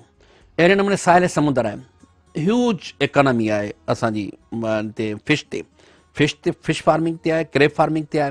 त असांखे पंहिंजे साहिल समुंदर इहो असांजो वॾो नेचुरल रिसोर्स आहे, इनखे कीअं बचायूं। Delta 6th largest delta of the world आहे, त इन डेल्टा जी असीं कीअं मालिकी करियूं। असां पंहिंजो एजुकेशन जो इहो बि हिकिड़ो कॉन्सेप्ट आहे, एजुकेशन फॉर राइट्स, पंहिंजे हक़नि जी तव्हांखे ॼाण हुअणु खपे। जेकॾहिं तव्हां मिसाल पाणी इंडस डेल्टा मां सिंध खे हेतिरो हुअणु खपे, इंडस में पाणी हेतिरो जेतिरा 10 मिलियन एकड़ जेका फुट आहे जेको हुन में जेका अकार्ड में 91 अकार्ड में, त बाबा उहो सिंध खे ॾिनो वञे। छो जो सिंध जो सॼो जियापे जो दारोमदार दरिया ते आहे। दरिया मंझां वरी तव्हां ॾिसो त मेन बैराजिस आहिनि, बैराजिस माना वरी 1400 जेके माना 14 मेन कैनाल आहिनि, 1400 असांजा डिस्ट्रिक्ट वाटर कोर्सिस आहिनि ऐं 44,000 असांजा वाटर कोर्सिस आहिनि। त सम्झां थो इहो हिकिड़ो ह्यूज इकोनॉमी आहे सिंध जी, जेका उन ते पाकिस्तान जी 2nd लार्जेस्ट प्रोविंस आहे। ऐं उन में तव्हां ॾिठो त उहो वधि खां वधि न सिर्फ़ु मुल्की सिंध जूं मुल्की पर दुनिया जे जेके ॿियनि मुल्कनि में बि असांजी प्रोडक्ट वञे थी। तव्हां सम्झां थो त तइलीम हीउ जेको मौक़ो आहे हिन में असांखे पंहिंजे राइट्स जी बि ख़बर हुअणु खपे त असांजा राइट्स कहिड़ा आहिनि। छो जो हिन स्टेट में रहूं था, फूड सिक्योरिटी जा राइट्स आहिनि असांजा, वाटर जा राइट आहिनि असांजा इंडिविजुअल राइट्स आहिनि, जेंडर राइट्स आहिनि, माना घणियूं शयूं अचनि थियूं। हाणे उन ते वधीक फोकस न कंदासीं। त एजुकेशन जेकॾहिं हूंदी त असां पंहिंजे राइट्स जे हवाले सां पंहिंजो मौक़िफ़ सही नमूने पेश करे असां पंहिंजी जेको हक़ वठी सघंदासीं। उहो हक़ चाहे मथी लेवल जो हुजे चाहे हेठी लेवल जो हुजे। हिकिड़ो फ्यूडल सिस्टम आहे, उहो उन वक़्त में जॾहिं महिल सिंध में तइलीम न हूंदी त माण्हू पटनि ते वेठा हूंदा हुआ, पर जॾहिं तइलीम सां माण्हू तव्हांखे पंहिंजो पाण में भर में विहारींदा। छो आहे एजुकेशन आहे जेका माण्हुनि खे इंसान खे हिकिड़ो बहितर इंसान बनाए थी। त आउं सम्झां थो त असांजे नौजवाननि खे घुरिजे त तइलीम रुगो डिग्रियूं न वठनि, पर डिग्रियुनि सां गॾोगॾु हू पंहिंजे एजुकेशन जे हवाले सां पंहिंजे राइट्स जी उन्हनि खे ख़बर हुअणु खपे, पंहिंजे नेचुरल रिसोर्स जी ख़बर हुअणु खपे, पंहिंजे कल्चर जी ख़बर, कल्चर एजुकेशन जी ख़बर हुअणु खपे, पंहिंजी एंथ्रोपोलॉजी जी ख़बर हुअणु खपे, पंहिंजा जेके से माना डेवलपमेंट जी जेका डायनामिक्स जॾहिं दुनिया वञे पई उन जी तरफ़ हुनखे ख़बर हुअणु खपे त जीअं नॉलेज इकोनॉमी जी तरफ़ वधे। मिसाल हाणे त सिस्टम हली वियो आहे आर्टिफिशियल जेनोमिक ताईं, आर्टिफिशियल इंटेलिजेंस ताईं ऐं क्लाउड कंप्यूटिंग ताईं, पर असां जेकॾहिं टेक्नोलॉजी सां सारो न वठंदासीं त पोइ असां पोइ रहिजी वेंदासीं। ऐं दुनिया जा हींअर जेके बि मुल्क आहिनि उहे एतिरा अॻिभर आहिनि सिर्फ़ु उन टेक्नोलॉजी जो सहारो वरितो आहे। तव्हां सम्झां थो त हीअ मेहरान टेलीविज़न तरफ़ां या सिंध जी जेके इलेक्ट्रॉनिक प्रिंट मीडिया तरफ़ां तइलीम जो जेको नारो हयो आहे इहो एप्रोप्रिएट हयो आहे। ऐं असांखे हर साल अहिड़ा जेके बि कल्चरल डे मल्हायूं था उन में थीम ॾियणु खपनि। ऐं तव्हांखे ॿुधाईंदो वञा त अक़वाम मुतहिदा जेका दुनिया जे जेके मुल्कनि ते माना सॼो क़ाबिज़ आहे उन में जेको सो हू पंहिंजा पाइदार तरक़ी वारा हिकिड़ा हदफ़ मुक़ररु कया आहिनि, 17 हदफ़। पर उन ई हदफ़नि जे नतीजे में हर साल वरी हू छा कंदा आहिनि जो दुनिया में तइलीम जो ॾियारो मल्हाईंदा आहिनि। बाबा ही इंटरनेशनल लिटरेसी डे आहे। तव्हां लिटरेसी जॾहिं ॻाल्हि कंदासीं तव्हां ॾिसो असांजी लिटरेसी इलाही घटि आहे, माना त हिकिड़ो एडल्ट एजुकेशन ते फोकस कयो वञे। माना हीअ रुगो असां पंहिंजे ॿारनि खे न पढ़ायूं पर जेके नौजवान आहिनि उहे बि तइलीम सां हमकिनार थियनि। त एजुकेशन जो लिटरेसी डे मल्हायो वञे थो, मालियात जो ॾींहुं मल्हायो वञे थो, हारियुनि जो ॾींहुं मल्हायो वञे थो, वुमेन डे मल्हायो वञे थो, असांखे जेंडर जो ॾींहुं मल्हायो वञे थो, ऐं प्लस जेको सो ॿिया हिकिड़ा अहिड़ा कोर्स आहे धरती जो ॾींहुं मल्हायो वञे थो, ऐं फार्मर्स जो ॾींहुं मल्हायो वञे थो। त दुनिया में हिकिड़ा मुख़्तलिफ़ जेके ॾींहं हिकिड़े ॾींहं ते माना रखंदा आहिनि बाबा हीअ तारीख़ आहे दुनिया में माइग्रन जो ॾींहुं मल्हायो वञे थो त आउं सम्झां थो त हीअ ॾींहं जो मल्हाइण जो सॼो मक़सदु इहो हूंदो आहे त उन जी अहमियत खे प्रोमोट करणु रिकग्निशन ॾियणु त वाक़ई हीअ औरतूं जेके रूरल वुमेन जो डे इन करे मल्हायूं था त हिन खे रिकग्निशन ॾियूं त हीअ कल्चरल जो ॾींहुं इन ई करे मल्हायूं था असीं त असां पंहिंजे कल्चर खे दुनिया में हिकिड़ी न सिर्फ़ु मुतारिफ़ करायूं पर हुनजी हिकिड़ी अहमियत ॾियारियूं त असांजो हीउ हेतिरो रिच कल्चर आहे ऐं छो न असीं इन खे न सिर्फ़ु सिंध पाकिस्तान पर दुनिया में मुतारिफ़ कराए सघूं था। हिन वक़्तु बि असांजी जेके मायूं हैंडीक्राफ्ट जो कमु कनि थियूं कम्यूनिटी में उन्हनि जी उते मार्केट न आहे पर जेकॾहिं कराची जे ओशन मॉल में तव्हां वेंदो या हाइपर में वेंदो त उहे शयूं उते रखियल उनजी वॾी मार्केट आहे पर जेकॾहिं तव्हां दुनिया में तव्हां चाइना में ॾिसो त हिकिड़ी अदरक जी क़ीमत केतिरी आहे या तव्हां यूके या यूएसए में वेंदो त उते सिर्फ़ु डॉलर हले थो ऐं डॉलर में जेकॾहिं उहा क़ीमत मिले थी उहा वधीक मिले थी तव्हां सम्झा थो त तइलीम सां ई तरक़ी थी सघे थी तइलीम सां ई असां पंहिंजो पाण जे रवैन में तब्दीली आणे सघूं था तइलीम सां ई अमन थींदो जॾहिं अमन थींदो त पोइ तरक़ी थींदी ऐं बेरा रवैया सहपारो मादो असांजो जेको आहे उहो ॾींहों ॾींहुं ख़तमु थींदो वञे तव्हां ॾिसो त किथे नियाणियुनि खे क़तल कयो थो वञे किथे नियाणियूं ख़ुदकशियूं कनि थियूं किथे वरी जेको सो तव्हां ॾिसो त असांजे अहिड़ी हालत लॻी पई आहे जो क़बाइली जड़नि में असां वरिता पिया आहियूं हाणे उनजो सॼो मेन रीज़न इहो आहे त असां वटि एजुकेशन न आहे जेकॾहिं एजुकेशन हूंदी असां स्किल्स हूंदा असां नॉलेज हूंदी त असीं पाण कमाए सघंदासीं पाण कमाए न सिर्फ़ु पंहिंजो पेट पंहिंजे ॿारनि जो खाध खुराक जूं ज़रूरतूं पूरियूं कंदासीं त पर गॾोगॾु मुल्क बि ख़ुशहाल थींदो धरती बि ख़ुशहाल थींदी पर उन सां हिकिड़ी ॻाल्हि तव्हांखे ॿुधाए थो छॾियां त माल न्यूट्रिशन वारो जेको इशू आहे उहो गुरबत बि ख़तमु थींदी ऐं ग़िज़ाई जेके माण्हू खोट जो शिकार आहिनि छो तइलीम न आहे त तॾहिं इहे मसइला थियनि था तइलीम हुजे त मसइला ई न थियनि त हर मसइले जो जेको हल आहे उहो तइलीम में ई आहे त ज़रूरत इन ॻाल्हि जी आहे त सिंध जे माण्हुनि खे सिंध में रहंदड़ जेके बि असांजा दोस्त रहनि था उहे सिंध जे न सिर्फ़ु कल्चर खे प्रोमोट कनि ॿोली खे प्रोमोट कनि पर गॾोगॾु असांखे खपे त असां पंहिंजे ॿारनि सां गॾोगॾु जेके एडल्ट न पढ़ी सघिया आहिनि बालगान त तइलीम में बालगान ते बि फोकस करियूं त उन्हनि जी नॉलेज में बि इज़ाफ़ो अचे उन्हनि जी जॾहिं नॉलेज में इज़ाफ़ो ईंदो त लिटरेसी रेट वधंदो तव्हां ॾिसो त तव्हांजी फीमेल्स लाइ जॾहिं भेण जी कार्ड अची बीहनि थियूं त ॿियो माण्हू अची हुननि जो जेको कोड हणे थो असांजी नियाणियुनि खे असांखे पढ़ाइणु खपे एजुकेशन अगरि हुजे त इन जी ज़रूरत ई महसूस न थिए तमामु बहितरीन वॾी ॻाल्हि ॿोल असां कंदासीं खाध खुराक ते बि ॻाल्हाईंदासीं ऐं इक़बाल सेवाणी साहिब असां सां मौजूदु आहिनि जीअं असां ॻाल्हि कई त हुनर जेको आहे त उहो केतिरो ज़रूरी आहे जीअं कल्चर जी ॻाल्हि कयूं था त असांजियूं जेके औरतूं आहिनि उहे भर्त भित भरनि थियूं उहे सुठा सुठा जेको आहे शयूं ठाहिनि थियूं जेके सिंधी शयूं आहिनि जेके असांजी सिंध खे प्रोमोट कनि थियूं साईं जी हिकिड़ी ॻाल्हि मूंखे वणी ऐं उहो मुंहिंजे ज़हन में अची वई त सिंध जी ज़मीन ज़रख़ेज़ न आहे पर सिंध जे माण्हुनि जा ज़हन बि ज़रख़ेज़ आहिनि इन ते मूंखे हिकिड़ो वाक़ियो यादि आयो जो हींअर कोरोना जी वबा हली वई हुई त अमेरिका में हिकिड़ी डिवाइस उनखे टेस्ट करण जे लाइ ठाही हुई एबर्ट कंपनी हू माण्हू जेको जंहिं हुन डिवाइस खे ईजाद कयो हू सिंध जो पुटु सुमरो डॉक्टर सुमरो त मतिलबु ही सिंध जे माण्हू जे जेका ज़हन आहिनि ही इंटरनेशनल लेवल ते पाण खे मञराइनि था बिल्कुल आप उर्दू में भी बात कर सकते हैं उर्दू में भी मतलब ये कि ये जो सिंध के लोगों के जहन है और आप ये देखें कि जो दुनिया की बड़ी बड़ी यूनिवर्सिटीज में सिंध के लोग जो हैं वो बड़े बड़े यानी उस पे पीएचडी डॉक्टर्स हैं और एकेडमिशियन हैं और उनकी एक बड़ी वर्थ है और इस वक्त पूरी दुनिया में अगर आप रेशो निकालें तो मैं नहीं समझता कि कोई ऐसी यूनिवर्सिटी और कोई ऐसा जो है मीडिया का इदारा ना हो जिसमें सिंध का फर्जंद ना मौजूद हो। फिर दूसरी बात मैं इससे आगे जाके कहूँगा कि ये जो सारी सूरत हाल है कि जिसमें तालीम पर साईं ने बात की तो साईं ने एक मेरे सब्जेक्ट को भी जो है साथ थोड़ा सा छेड़ दिया मार्केटिंग के हवाले से कि अगर आपके पास तालीम है तो आपकी मार्केटिंग अच्छी हो सकती है, आपका प्रोडक्ट शोकेस हो सकता है। आज आप देखें कि जितने आपके मीडिया और जितना इलेक्ट्रॉनिक मीडिया है इसकी पूरी की पूरी जो है वो कमांड जो है वो मार्केटिंग के पास है। बिल्कुल मार्केटिंग वाले ये डिसाइड करते हैं कि कौन सा प्रोडक्ट जो है वो सेलेबल है और किस तरह से प्रोग्राम डिजाइन होने चाहिए ताकि उनकी एक वो बने वर्थ बने जी। तो ये जो तालीम है अब देखें ना कि आपका हर बड़ी इंटरनेशनल, मल्टीनेशनल जी। और जो आपकी कौमी जो बड़े बड़े इदारे हैं, उनमें सीईओज जो हैं वो सब के सब जो है एमबीएस लोग हैं। जी। मतलब वो तस्वुर अब खत्म हो गया। अब ये है कि MBA finance, MBA marketing, MBA media, IT, ये तो मतलब ये कि ये जो तालीम है जदीद साइंटिफिक जो पैरामीटर्स पर आई है, इसने आपके पूरे माशी निज़ाम को जो है अपने हाथ में ले लिया है। और साईं ने जो बात की उसको मैं थोड़ा सा आगे बढ़ाऊंगा कि माशी जो खुशहाली है वही इक्तसादी जो निज़ाम है उसको तब्दील करती है, और वहीं से जो है लोगों में एक जो वेल बीइंग वो आता है तस्वुर।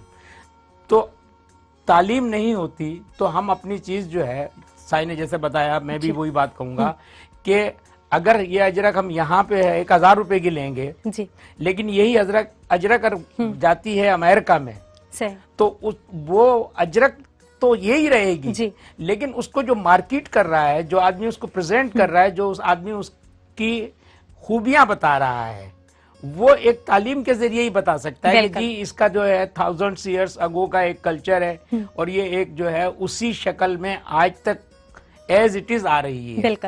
तो जो तालीम है उससे एक गुड सेल्समैन क्रिएट कर सकते हैं आप। मैं सेल्स और मार्केटिंग के हवाले से बात कर रहा हूँ क्योंकि वो भी मेरा एक सब्जेक्ट रहा है। तो ये कि अच्छी सेल्समैनशिप जो है वो उस वक्त ही हो सकती है जब आपके पास अवेयरनेस और नॉलेज हो, जब आप उसकी खूबियां बयान कर सकते हैं अपने प्रोडक्ट के बारे में, जैसे आप मेजबान की खूबियां बयान करती हैं जब शुरू करती हैं अपने प्रोग्राम को। बहुत तो वो वधीक इन ते असां ॻाल्हि ॿोल कंदासीं, वरी ब्रेक जो टाइम थियो आहे ऐं अची करे वरी तव्हां कचहरी जो जेको सिलसिलो आहे हुनखे जोड़ींदासीं। नाज़रीन, इन प्रोग्राम सुबह महिराण सां तावन कयो आहे टपाल मेज़बान। महिमान सां त बसि हिकिड़ो रिश्तो आहे, असां लाइ तू बसि फ़रिश्तो आहे। मेज़बानी असांजो मान आहे, महिमान नवाज़ी सुञाण आहे। सिंध जी मेज़बानी जी सुञाण टपाल मेज़बान वठंदासीं ब्रेक खां पोइ असां वापसि ईंदासीं। केॾांहुं न वञो, असां सां गॾु रहिजो।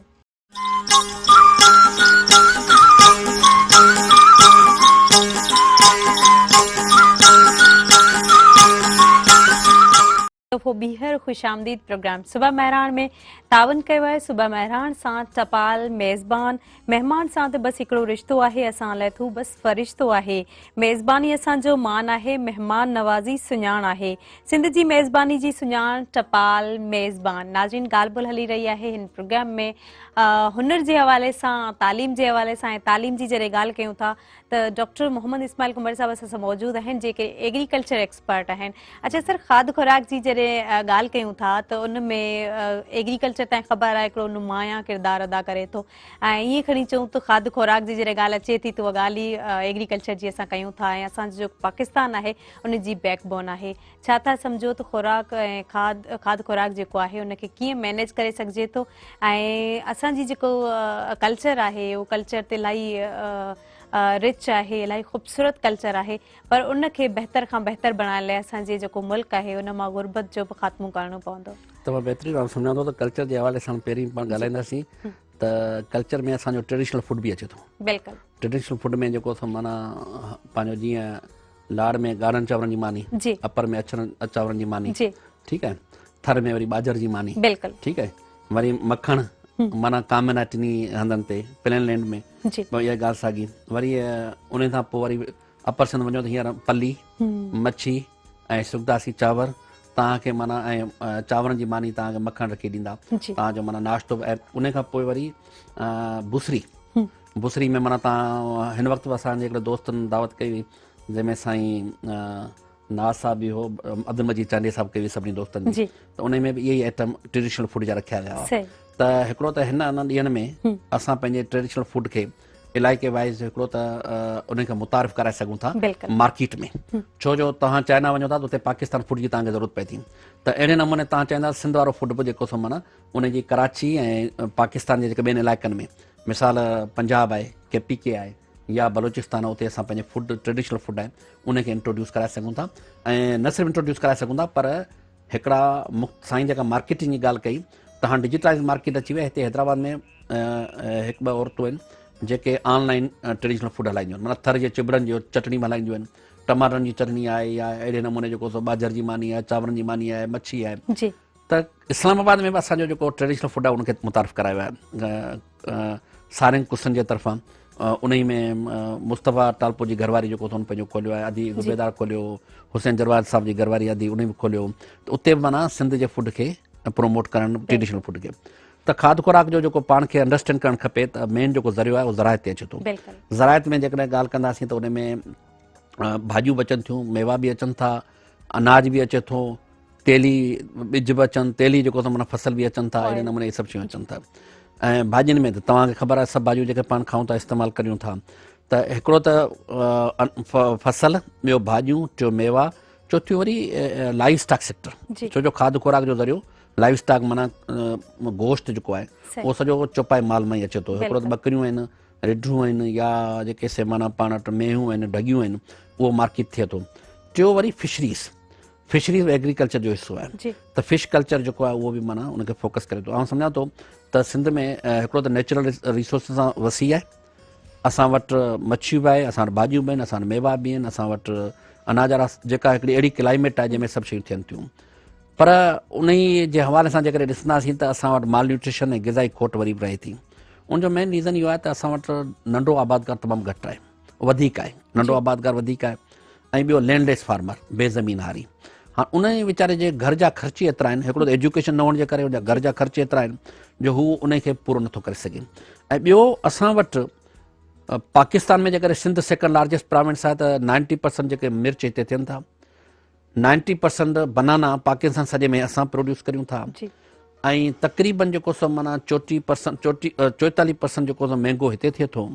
ऐं अहिड़े नमूने 25% जेको सो कणिक हिते थिए थी।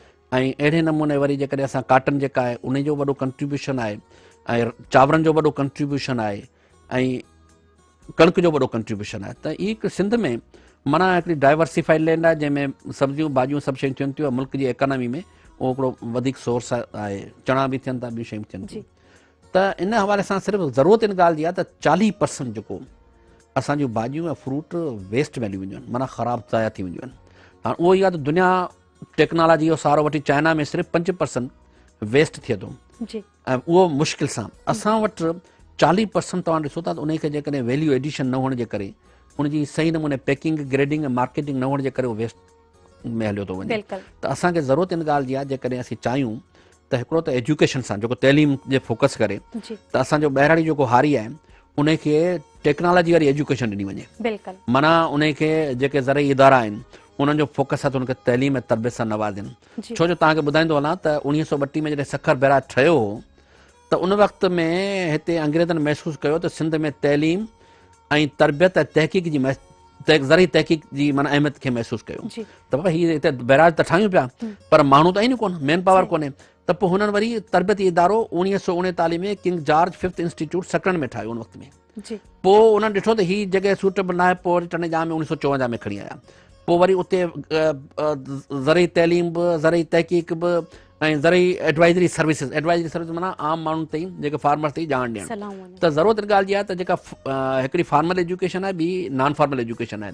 त नॉन फॉर्मल एजुकेशन माना असांजी तक़रीबन जेको वधि खां वधि कमु करे थो, जेको ज़मीनूं मां जेको सोना संग उपाए थो, उहो असांजो हारी आहे। त नॉन फॉर्मल एजुकेशन जे ज़रिए असां उन्हनि खे तइलीम बालगान जे ज़रिए, फार्मर्स फील्ड स्कूल जे ज़रिए असां हुनखे बाक़ाइदे टेक्नोलॉजी खे ट्रांसफर करियूं। एग्रीकल्चर रिलेटेड टेक्नोलॉजी अगरि दुनिया में थिए थी त उन सां असां छा कंदा, हिकिड़ो त बाबा पाणीअ जो रवैया असांजा एतिरा बहितर हुजनि जो पाणी जो सही इस्तेमालु करियूं, असांखे निज ॿिज जो इस्तेमालु करियूं। जॾहिं एजुकेशन हूंदी त तव्हांजूं कंपनियूं जेके फेक कंपनियूं तव्हां जूं कोन ईंदियूं। जेकॾहिं एजुकेशन तव्हां वटि हूंदी त तव्हां वटि जेको भाण खे तव्हां सही नमूने चकास करे सघंदो। जेकॾहिं एजुकेशन हूंदी त तव्हां सही नमूने ज़मीन खे हॾ ॾेई सघंदो। जेकॾहिं एजुकेशन हूंदी त तव्हांखे ख़बर आहे त हीउ कैलेंडर आहे, मौसमी कैलेंडर आहे, त असां हिन तारीख़ ते असांखे कणिक पोखणी आहे ऐं हिन तारीख़ ते असांखे हेतिरा पाणी ॾियणा आहिनि। त इहो सॼो कॉन्सेप्ट सॼो वरी फ्री गिरी असीं एजुकेशन ते अचूं था त तइलीम पिरायो, सिंध सुवारियो, तइलीम सिंध जे फार्मर्स खे बि ॾिनी वञे ऐं तइलीम बालगान बि ॾिनी वञे। ऐं असांखे इहो वचन करणु खपे त जीअं घटि में घटि उहो टेक्नोलॉजी खे अडॉप्ट करे ऐं स्टेट रिस्पॉन्सिबल आहे, गवर्नमेंट रिस्पॉन्सिबल आहे मार्केटिंग मैकेनिज़म खे बहितर करे, जेका साईं वारी ॻाल्हि, ऐं वैल्यू एडिशन ते फोकस करे।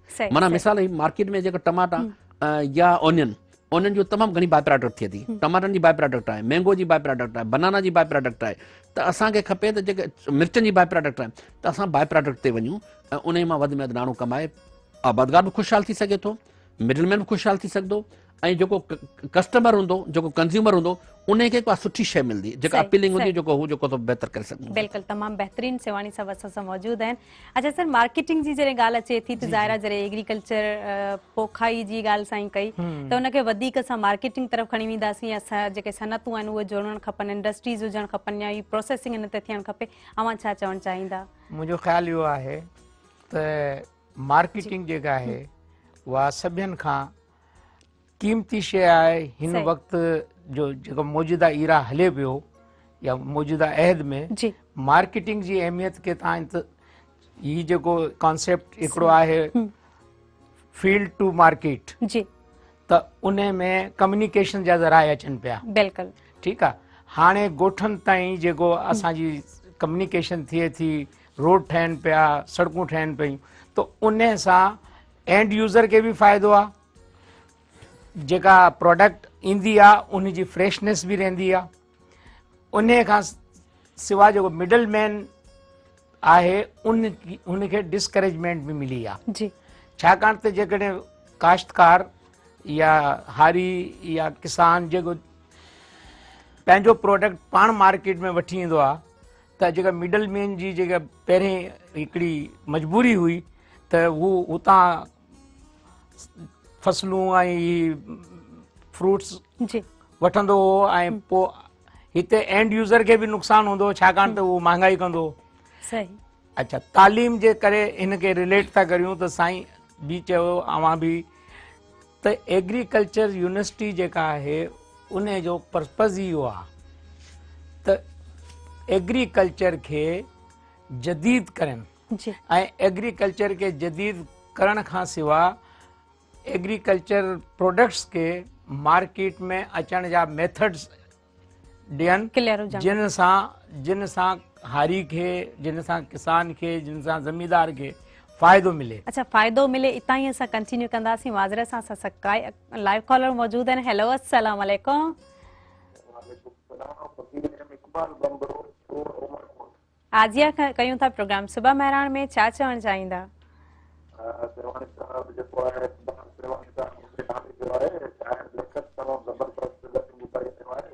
जी जी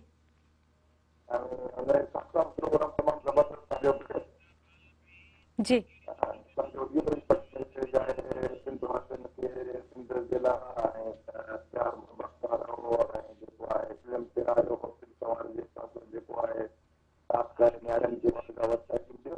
बिल्कुलु सही। थैंक यू कॉल के इन प्रोग्राम में शामिल थिया। ऐं नाज़रीन, इन प्रोग्राम सुबह महिराण में तावन कयो आहे टपाल मेज़बान। महिमान सां त बसि हिकिड़ो रिश्तो आहे, असां लाइ त हू बसि फ़रिश्तो आहे। मेज़बानी असांजो मान आहे, महिमान नवाज़ी सुञाण आहे। सिंध जी मेज़बानी जी सुञाण टपाल मेज़बान वठंदासीं। ब्रेक खां पोइ असां वापसि ईंदासीं। केॾांहुं न वञो, असां सां गॾु रहिजो।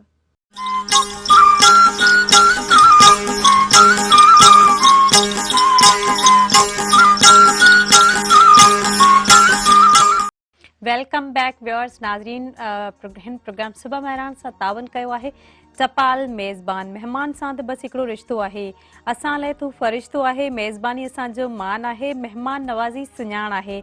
सिंध जी मेज़बानी जी सुञाण टपाल मेज़बान। नाज़रीन, असां सां गॾु लाइव कॉलर मौजूद आहिनि। हेलो, अस्सलाम वालेकुम।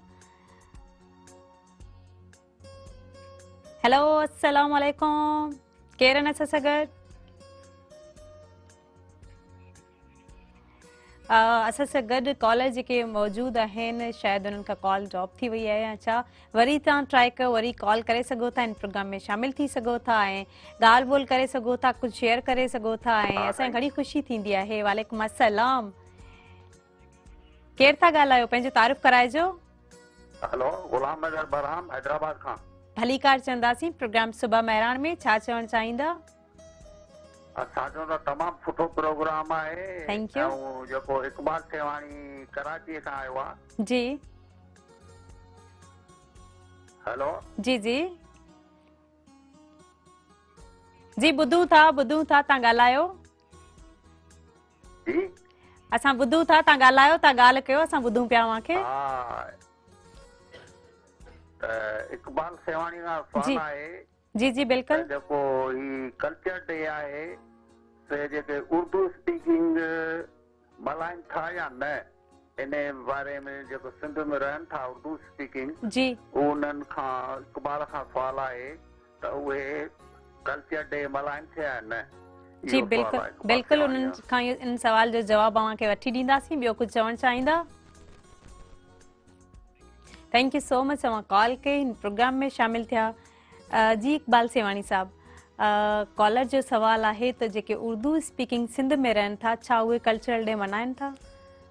इन खे कल्चर डे जेको मल्हाइनि था या न मल्हाइनि था, जी इन में हिकिड़ी ॻाल्हि जो मां इज़ाफ़ो कंदुसि, हुन सां गुलाम हैदर साहब खे सम्झ अची वेंदी जी त हैदराबाद कराची में उर्दू स्पीकिंग्स जी का तकरीब हूंदी आहे, जी को मशाइरो हूंदो आहे, कहिड़ी बि का तकरीब हूंदी आहे, जेको महिमान ख़ुसूसी सदारत करण वारे महिमान खे अजरक ऐं सिंधी टोपी ॾींदा आहिनि, वाह ॿी का शइ कोन ॾींदा आहिनि, या गुल ॾींदा आहिनि, न त पोइ उनखे जेको मान ॾींदा आहिनि, उनखे जेका ऑनर ॾींदा आहिनि, उन में सिंधी टोपी पाराईंदा आहिनि, अजरक पाराईंदा आहिनि। उन मां ज़ाहिर थिए थो उन मां ज़ाहिर थिए थो त ही जेका उर्दू ॿोलण वारा जेका आहिनि या उर्दू ॻाल्हाइण वारा जेका आहिनि, इन्हनि खे सिंध जेको आहे पूरी तरह ऑब्ज़र्व करे छॾियो आहे। असां पंहिंजे कल्चर जी का शइ त कोन था ॾियूं, असां शेरवानी ते कंहिंखे गिफ्ट कोन था कयूं, बिल्कुलु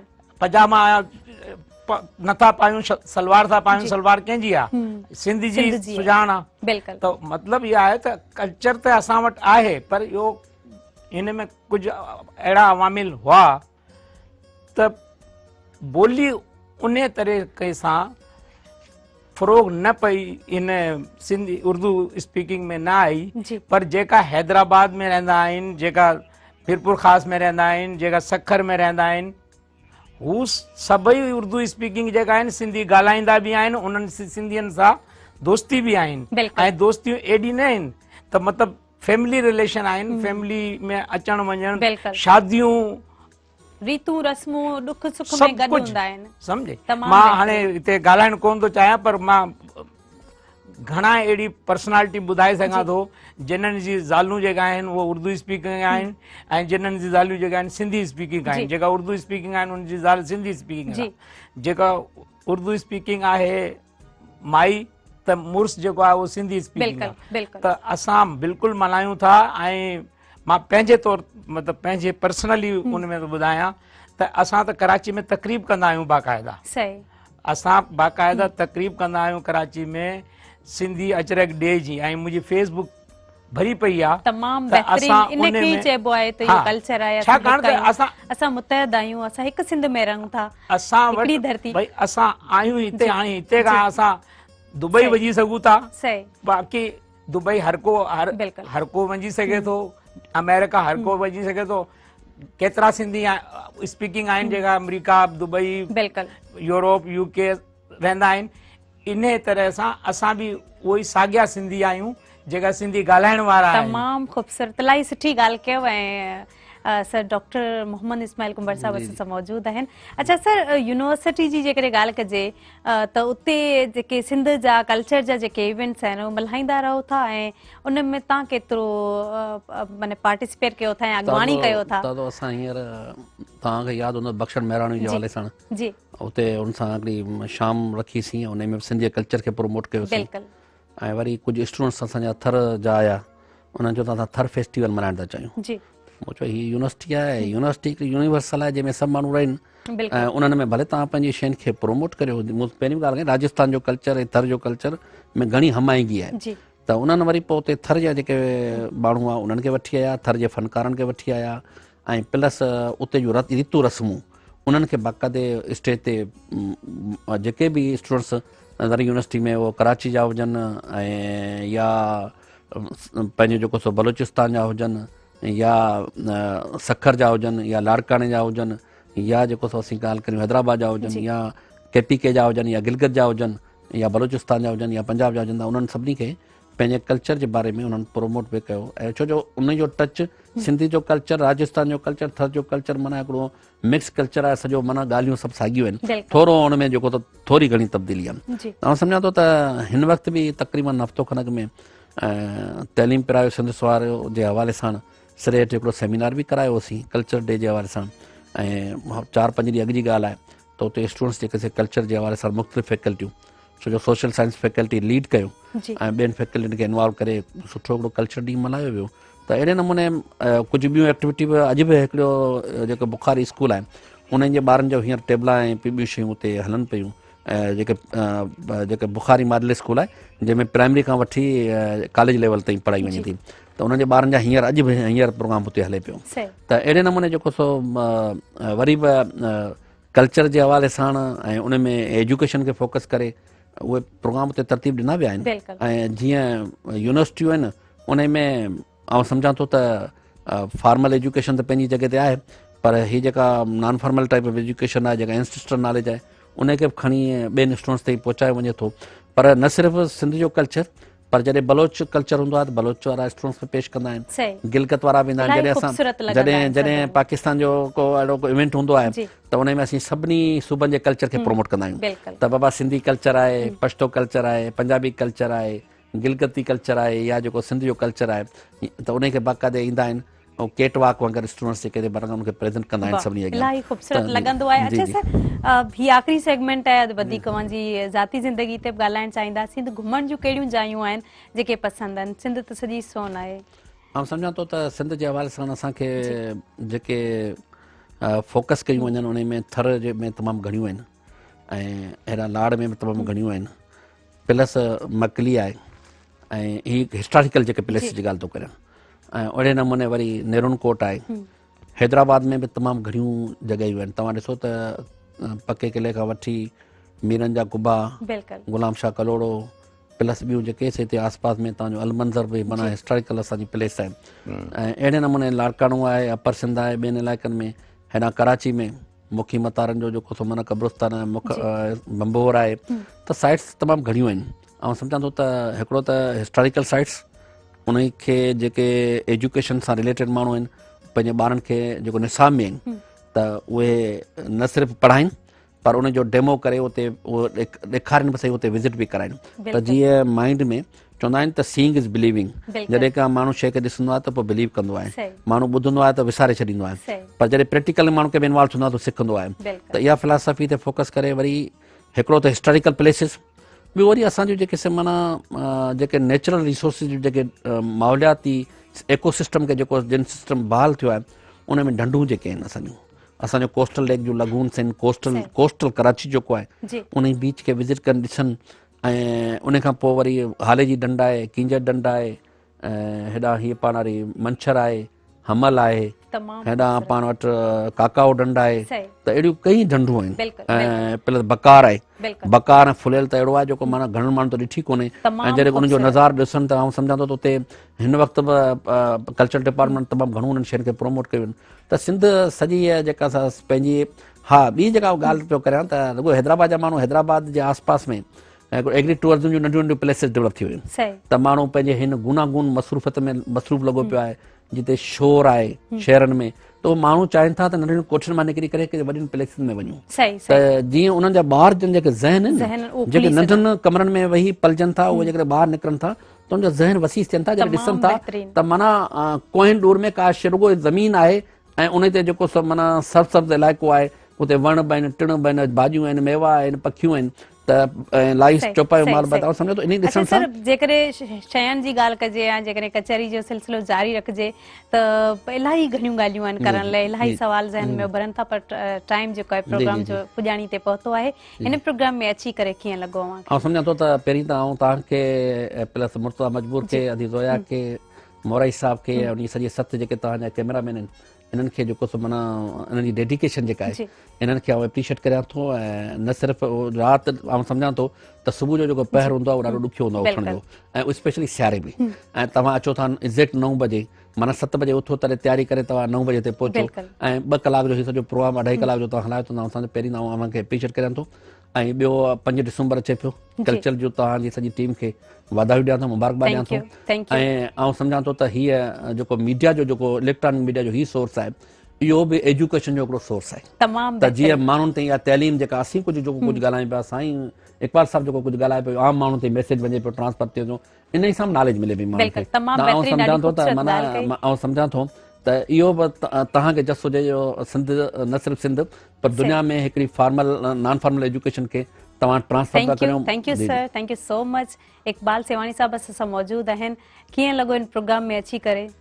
माशाल्लाह मेहरान टीवी जी पंहिंजी हिकिड़ी सुञाणप आहे ऐं जंहिंजो नालो ई मेहरान आहे त असांजी वादी बि मेहरान आहे त उन में इहे मां हिते सेट पे बि ॾिसां पियो त सॼा सिंध जा रंग जेका आहिनि। अच्छा, सिंध जा रंग आहिनि। किथे तव्हांखे घुमणु सुठो लॻंदो आहे, जिते वञणु सुठो लॻंदो आहे? मूंखे हूअं त सॼो सिंध सुठो आहे, ख़ूबसूरत आहे, पर मां सेवण खे तरजीह थो ॾियां ऐं मां मतिलबु हिकिड़ो त सेवण जी पंहिंजी तारीख़ी हैसियत आहे, उन खां सवाइ जेका हज़रत लाल शाह बाज़ कलंदर जी मज़ार जेका आहे उहा हिकिड़ो सम्झो त ताज जे मथां जेको कोहिनूर हीरो आहे हू आहे सिंध में लाल शाह बाज़ कलंदर जो मज़ार। ऐं इन करे मूंखे हमेशह मुंहिंजी दिलि जेका आहे जॾहिं बि मूं सॼो सिंध ॾिठो आहे, थर मूं ॾिठो आहे, बदीन मूं ॾिठो आहे, लवारी शरीफ़ ताईं मां वियो आहियां, सारन लेक ताईं मां वियो आहियां, उमरकोट मूं ॾिठो आहे, टंडोआ लयार, मीरपुर ख़ास, मतिलबु त को अहिड़ो शहर न आहे जिथे आउं कोन वियो आहियां, पर जेका सुकून वारी जाइ शाह लतीफ़ ते मिलंदी आहे ऐं सेवण ते मिलंदी आहे, अहिड़ी जाइ जेका सिंध में तमामु बहितरीन। कहिड़ो मैसेज ॾियणु चाहींदा असांजे व्यूअर्स खे? बस मां मैसेज में लाल शाह बाज़ कलंदर के हिकिड़ो कलाम भेंट कयो आहे, हू तव्हांखे ॿुधाईंदुसि, तव्हांजे नाज़रीन खे ॿुधाईंदुसि। बिल्कुलु, बिस्मिल्लाह कयो। इजाज़त हुजे त जी जी बिल्कुलु बिल्कुलु।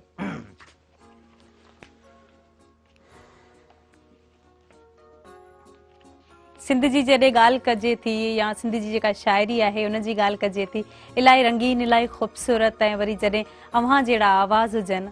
जी जी बिस्मिल्लाह। त अव्हां जे नज़र डॉक्टर साहब जी आकर तेरे रोजे पर खलकत करे धमाल, आकर तेरे रोजे पर खलकत करे धमाल, तू मुर्शद लजपाल सोना लाल झूलेलाल। सोना लाल आकर तेरे रोजे पर खलकत करे धमाल, तू मुर्शद लजपाल सोना लाल झूलेलाल। और दरिया आके कदम को चूमे, मेला हो हर साल। दरिया आकर कदम को चूमे, मेला हो हर साल, तू मुर्शद लजपाल सोना लाल झूलेलाल। और मैं हूँ सवाली, मैं हूँ सवाली, झोली खाली लब पर मेरे सवाल। मैं हूँ सवाली, झोली खाली लब पर मेरे सवाल, तू मुर्शद लजपाल सोना लाल झूलेलाल। इलाही ख़ूबसूरत, ॾाढो सुठो शेर आहे अव्हां जो। थैंक यू सो मच, अव्हां हिन प्रोग्राम में आया ऐं ॾाढी ख़ुशी थी असांजे सॾ ते हिन प्रोग्राम में कही आया। यकीनन सुठियूं सुठियूं ॻाल्हियूं कयूंसीं ऐं कुझु अहिड़ियूं शयूं आहिनि, कुझु अहिड़ी नॉलेज आहे जेका असांजे व्यूअर्स खे मिली, असांजे व्यूअर्स बि हितां कुझु सिखियो। ऐं जॾहिं सिंध जे कल्चर जी ॻाल्हि अचे थी, जॾहिं हेड़नि रंगनि जी ॻाल्हि अचे थी, ऐं जॾहिं सेट बि एॾो सुहिणो सजायल हुजे ऐं वरी सिंध जूं ॻाल्हियूं हुजनि, त यकीनन ॾाढो सुठो लॻंदो आहे ऐं दिलि चवंदी आहे त अहिड़ा प्रोग्राम कंदा रहिजनि ऐं अहिड़ो प्रोग्राम हलंदो ई रहिजे। पर नाज़रीन, प्रोग्राम जो वक़्तु हाणे पुॼाणी ते पहुतो आहे। ज़ोया बलोच ऐं पूरी टीम खे ॾींदा इजाज़त, पर हिन प्रोग्राम सुबह मेहरान सां जेको तावन कयो हुयो उहो टपाल मेज़बान। महिमान सां त बसि हिकिड़ो रिश्तो आहे, असां लाइ त हू फ़रिश्तो आहे। मेज़बानी असांजो मान आहे, महिमान नवाज़ी सुञाण आहे। सिंध जी मेज़बानी जी सुञाण टपाल मेज़बान। ऐं नाज़रीन, हाणे असां प्रोग्राम जो वक़्तु पुॼाणी ते पहुतो आहे ऐं अव्हां त सभु पंहिंजो ख़्यालु रखिजो, दुआनि में यादि रखिजो। अल्लाह हाफ़िज़।